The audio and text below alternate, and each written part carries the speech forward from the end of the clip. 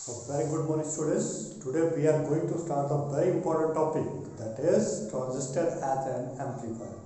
Last time videos में हम लोगों ने देखा था कि ट्रांजिस्टर किस तरह से स्विच की तरह काम कर रहा था, ठीक है, and also the transistor acting as an amplifier, कैसे उसने लोअर एम्पलीट्यूड की वैल्यू को एक हायर एम्पलीट्यूड वैल्यू में कन्वर्ट कर दिया था, ठीक है, इसके बारे में हम लोगों ने देखा।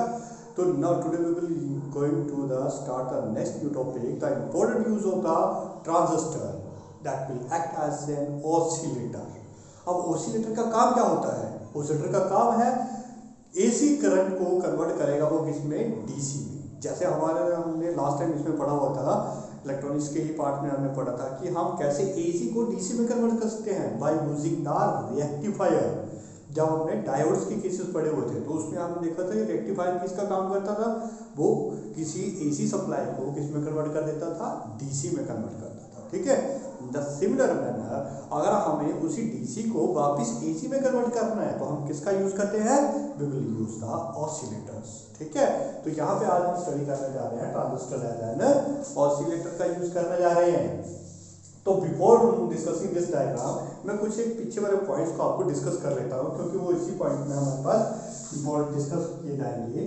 जैसे आउटपुट कैरेक्टरिस्टिक्स, आउटपुट कैरेक्टरिस्टिक्स में आपने देखा था कि हम लोगों ने क्या डिस्कस किया था यहाँ पे, दैट इज आउटपुट में पीसी बीई बैटरी को डिस्कस किया था विद द आईवी करंट के साथ, ठीक है। तो जैसे ही हमने यहाँ पे वोल्टेज को इंक्रीज कर रहे थे तो कोई फर्क नहीं पड़ रहा था, बट एक सर्टेन वोल्टेज पर जाकर के ये करंट एकदम से फ्लक्चुएट कर रहा था। सर्टेन वोल्टेज पर जाकर के वोल्टेज की वैल्यू क्यों जा रही थी? हाई हो जा रही थी। तो यानी कि ये जो हमारे पास ट्रांजिस्टर है ये बिलो सर्टेन वोल्टेज पर काम नहीं करता है, दैट विल नॉट ऑपरेटेड। और ये हमारे पास सिलिकॉन की वैल्यू होती है, कितनी होती है?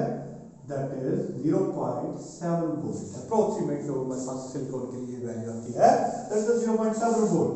तो ये थी हमारे, sorry that is not output, sorry for that is the input characteristics, ठीक है, माफ करना। ये इनपुट कैरेक्टरिस्टिक के बारे में हम डिस्कस कर रहे थे कि जैसे हमने बीई की बैटरी को इंक्रीज किया, ठीक है, by taking the BCC constant. BCC क्या होता था? इसमें कांस्टेंट लिया जाता था, ठीक है। तो यहाँ से हमें ये इंफॉर्मेशन मिलती है कि एक पर्टिकुलर एप्रोप्रिएट वोल्टेज से अगर हम पीछे चले जाएंगे तो वहां पे हमारा ट्रांजिस्टर काम ही नहीं करेगा, आईवी करंट की वैल्यू कितनी होगी? 0 होगी। क्लियर है बात? उसी तरह से आउटपुट में हमने देखा था, आउटपुट कैरेक्टरिस्टिक्स में हमने डिस्कस किया था किसके बारे में? बीसीसी वोल्टेज को इंक्रीज कर रहे थे और आईसी करंट को हम चेक कर रहे थे। इसमें आउटपुट कैरेक्टरिस्टिक्स में यहाँ पे हमने क्या देखा था कि जैसे ही हम करंट बीसीसी बैटरी को इंक्रीज करते हैं by taking the I constant, IV constant कर रहे थे, तो ये एक लीनियर इक्वेशन शो कर रहा था इस तरह से, but ultimately it become constant at particular value of IV, IV become constant. इसका मतलब क्या हुआ? अगर हम एक सर्टेन वोल्टेज से आगे बीसीसी बैटरी को, यानी कि कलेक्टर वोल्टेज बैटरी को अगर हम इंक्रीज करते हैं तो हमारा करंट में कोई भी चेंज नहीं आएगा, करंट क्या हो जाता है? कांस्टेंट हो जाता है। So by taking this two properties we will discuss this the transistor as an oscillator. इसकी तरह हम डिस्कस करेंगे। तो देखो यहाँ पे हमारी कंस्ट्रक्शन कैसे बनाएंगे है, we will take the NPN transistor, जैसे कि हम लोगों को पता है, जैसे कॉमनली ले लिया, ठीक है। कौन सी कंस्ट्रक्शन है? एनपीएन। कैसे पता चला?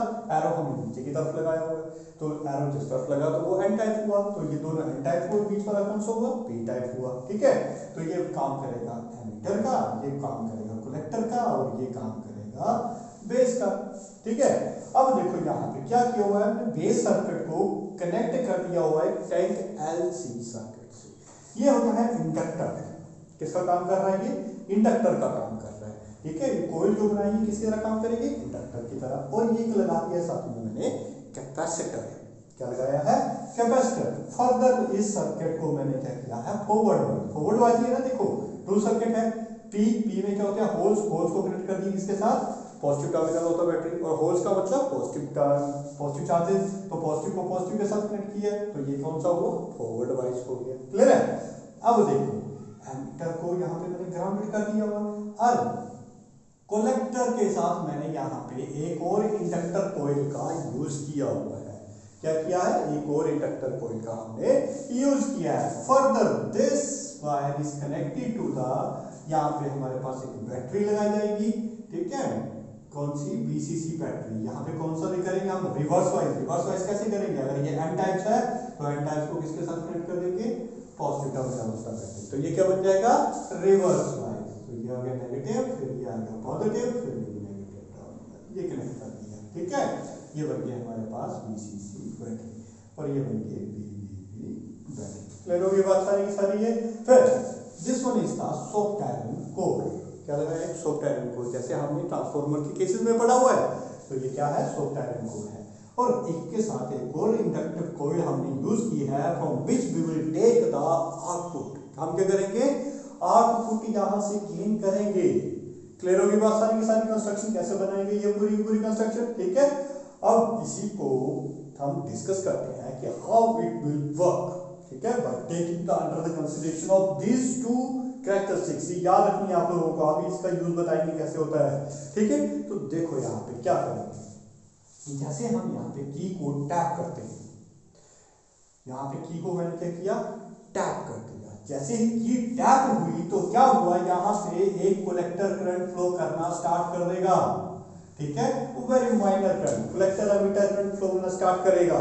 जैसे ही यहाँ पे कलेक्टर करंट स्टार्ट करेगा, क्यों, क्योंकि सर्किट कंप्लीट हो गया, ठीक है। और यहाँ पे हमने क्या किया, फॉरवर्ड वाइज किया हुआ था इसको, या फॉरवर्ड वाइज है, बेस करंट बनेगा, ठीक है। जब बेस करंट बनेगा तो ऑब्वियसली यहाँ पे एमिटर करंट बनेगा, एमिटर करंट बना तो ऑब्वियसली कलेक्टर करंट भी बनेगा। क्लियर बात है, ठीक है।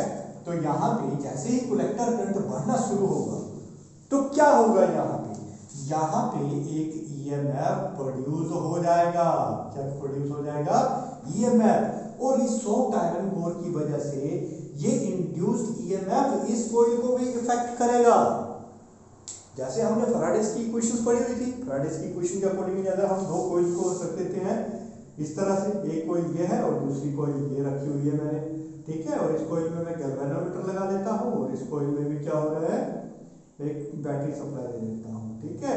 तो जैसे इसमें करंट फ्लो करेगा तो इंड्यूस्ड ईएमएफ प्रोड्यूस होगा। ये इंड्यूस्ड ईएमएफ किसको इफेक्ट करेगा, इस सेकेंडरी कॉइल को इफेक्ट करेगा।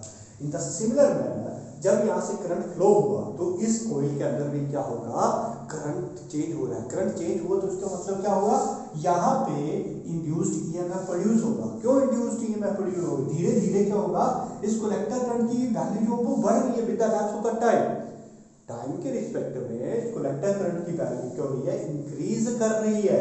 जब कलेक्टर करंट इंक्रीज कर रहा है तो यहाँ पे एक इंड्यूस्ड ईएमएफ प्रोड्यूस होगा, सॉरी फ्लक्स चेंज होगा। फ्लक्स चेंज होगा तो ये सारा सारी कॉइल हमने एक सॉफ्ट आयरन कोर की हेल्प से इसके साथ कनेक्ट की हुई है। तो जो चेंज इसमें आ रहा है वही चेंज इसमें भी आएगा, according to this equation, Faraday's law के अकॉर्डिंग, ठीक है। तो जब ये कॉइल में फ्लक्स चेंज होगा, इसमें भी क्या हुआ, फ्लक्स चेंज हुआ। तो फ्लक्स चेंज हुआ तो यहाँ पे क्या होगा, इस फ्लक्स चेंज की वजह से कि इंड्यूस्ड ईएमएफ प्रोड्यूस हो जाएगा। इंड्यूस्ड ईएमएफ के बारे में आपने पढ़ा कि जब भी फ्लक्स चेंज होता है तो उस इंडक्टर के केस में एक इंड्यूस्ड ईएमएफ प्रोड्यूस हो जाता है व्हिच अपोज द चेंज, वो उस चेंज को अपोज कर रहा होता है, ठीक है। तो इस इंड्यूस्ड ईएमएफ की वजह से कैपेसिटर की ऊपर वाली प्लेट जो है वो पॉजिटिव टर्मिनल एक्वायर कर लेगी और नीचे वाली नेगेटिव टर्मिनल एक्वायर कर लेगी। तो इसकी वजह से हुआ क्या, देखो जैसे ही ये पॉजिटिव टर्मिनल एक्वायर करने लगी तो पॉजिटिव और पॉजिटिव मिलके और ज्यादा पॉजिटिविटी को इंक्रीज कर रहे हैं। इन्होंने क्या किया, पॉजिटिविटी को और ज्यादा कर दिया, मतलब फॉरवर्ड वाइज को और ज्यादा इंक्रीज कर दिया। वाइज जब ज्यादा इंक्रीज हुआ तो आईवी करंट भी बढ़ेगा, आईवी करंट बढ़ा तो इसका मतलब कलेक्टर करंट भी इंक्रीज होगा, ठीक है। तो धीरे धीरे ये भी क्या होगा, कलेक्टर करंट भी क्या होता जाएगा, इंक्रीज होता जाएगा। इस जैसे ही कलेक्टर करंट इंक्रीज कर रहा है तो फ्लक्स भी चेंज होता रहेगा, फ्लक्स चेंज होता रहेगा तो ये भी कॉइल में फ्लक्स चेंज होता रहेगा, तो उसकी वजह से यहाँ पे पॉजिटिविटी इंक्रीज करती रहेगी, ठीक है। अल्टीमेटली क्या होगा, फिर एक स्टेज ऐसी आएगी जहां पर ये मैक्सिमम करंट को अलो करेगा, इससे ज्यादा करंट अलो नहीं करेगा, ठीक है। इसके बाद करंट की वैल्यू क्या हो जाएगी, कांस्टेंट हो जाएगी। देखो आउटपुट में क्या हुआ, यहाँ पे जैसे जैसे मैं बीसीसी को वेरी करता गया और आईसी जो है वो इंक्रीज करता गया, अल्टीमेटली एक पॉइंट ऐसा आया, एक पर्टिकुलर वोल्टेज ऐसी आई, उसके बाद मैं वोल्टेज को इंक्रीज भी कर रहा हूँ लेकिन यहाँ पे कोई फर्क नहीं पड़ रहा है। आईसी की वैल्यू क्या हो गई है, कांस्टेंट हो गई है, आईसी बिकम कांस्टेंट। क्या हो गया ये? कांस्टेंट हो गया। जब आईसी कांस्टेंट हो जाएगा after attaining the maximum value, ठीक है, आईसी क्या हो गया? कांस्टेंट हो गया। जब आईसी की वैल्यू कांस्टेंट होगी तो यहाँ पे तो करंट चेंज नहीं होगा, करंट वेरी नहीं करेगा। जब करंट वेरी नहीं किया तो फ्लक्स चेंज नहीं होगा, क्योंकि फ्लक्स तभी चेंज होता है जब there is a change in the current. यहाँ हमने फैराडे के लॉ में पढ़ा हुआ है। तो यहाँ पे क्या हुआ? करंट कांस्टेंट हो गया। जब करंट कांस्टेंट हो गया तो यहाँ पे कोई भी फ्लक्स नहीं प्रोड्यूस होगा, कोई मैग्नेटिक फील्ड प्रोड्यूस नहीं होगी यहाँ पे, ठीक है, कोई चेंज नहीं आएगा इसमें मैग्नेटिक फील्ड में। तब यहाँ पे भी कुछ भी नहीं होगा, यहाँ पे भी मैग्नेटिक फील्ड प्रोड्यूस नहीं होगी, ठीक है। अब इस केस में क्या होगा? ठीक है, इस केस में क्या होगा? ये डिस्चार्ज होना स्टार्ट हो जाएगा, ठीक है। ये कैपेसिटर जो है वो क्या होने लग पड़ा है? डिस्चार्ज होने स्टार्ट हो गया है। अब ये कैपेसिटर डिस्चार्ज जब स्टार्ट होगा तो यहाँ पे कौन सा टर्मिनल आना स्टार्ट हो जाएगा? ये अब नेगेटिव टर्मिनल स्टार्ट हो जाएगा, यहाँ पर पॉजिटिव टर्मिनल। यानी कि धीरे धीरे जो फॉरवर्ड वाइज था अब उसको रिवर्स वाइज में कन्वर्ट कर देगा। जब ये रिवर्स वाइज में कन्वर्ट करेगा इसको तो क्या होगा? यहाँ पे जब रिवर्स वाइज में कन्वर्ट होगा तो ये फॉरवर्ड वाइज की वैल्यू को धीरे धीरे कम करना कर देगा, ठीक है। तो आईवी की वैल्यू क्या हो रही है? कम होना स्टार्ट हो जाएगी।